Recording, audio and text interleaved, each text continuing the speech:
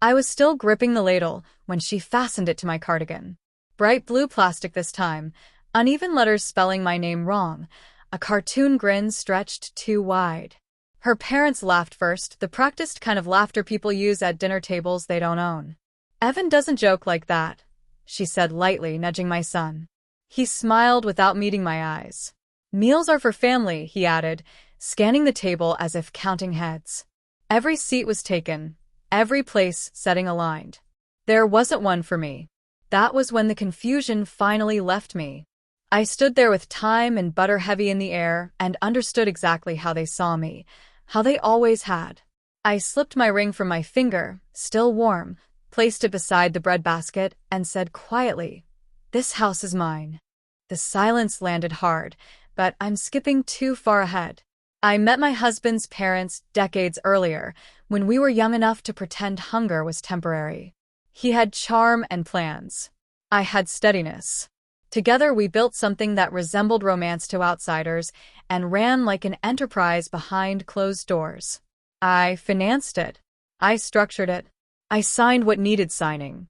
He shook hands, posed for photos, collected praise. When he passed, people spoke endlessly about what he left behind. No one asked who had been holding it up. I raised our son myself after that. Tuition, tutors, consultants, attorneys when his mistakes grew expensive. I taught him how to read fine print before fiction, how to pause before responding. I thought I was giving him resilience. Somehow, it turned into expectation. When he met Clara, she sparkled in a way that needed witnesses. Her laughter always came a beat late, her eyes always checking who noticed. Her parents followed soon after. They admired my home, my cellar, my habit of paying without comment. They liked calling it generosity. The changes crept in quietly. Invitations arrived without my name, then with explanations about evolving traditions. Jokes followed, small ones, apparently harmless. I noticed my correspondence opened, my office rearranged, my accountant asking questions that didn't belong to him. I said nothing. I don't speak without proof. The proof arrived by mistake. An email forwarded to me in error. A holiday seating plan, my name missing. Attached was a spreadsheet detailing properties, dates, a highlighted phrase. Transfer of control. They were arranging my exit. Sell the house. Reassign accounts. Label me unreliable if necessary. My son had approved it. I didn't weep. I prepared. For 3 weeks, I did nothing obvious. I smiled, cooked, listened. I let them believe I was shrinking. Privately, I contacted attorneys they'd never heard of, retrieved documents they'd never bothered to read.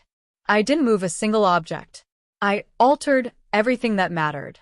The house had always been in my name. The trust was mine, designed that way long ago, in case affection failed.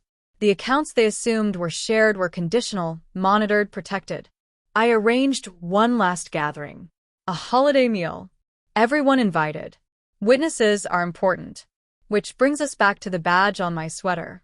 They thought embarrassment would fold me. They forgot who taught them how to stand. When I spoke, my son gave a brittle laugh. "That's not funny," he said. I picked up the ring, turned it so the inner inscription caught the light, then slid a folder across the table. Thick, orderly, marked with tabs. "The deed," I said evenly. "The trust papers. The authorizations you falsified." I glanced at Clara. "And the fraud allegations your father suggested we bury." Her mother paled first. She always was the weakest. My son rose halfway, words failing him. I continued. "You wanted meals only for family, so I brought the invoice.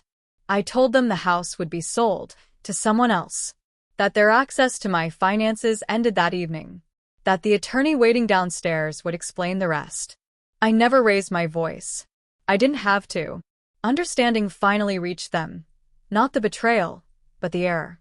I left before dessert. Now, alone in a quiet apartment, I've chosen myself.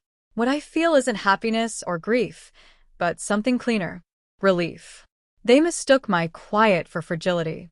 They never realized it was groundwork. I didn't lose a family that night. I took myself back.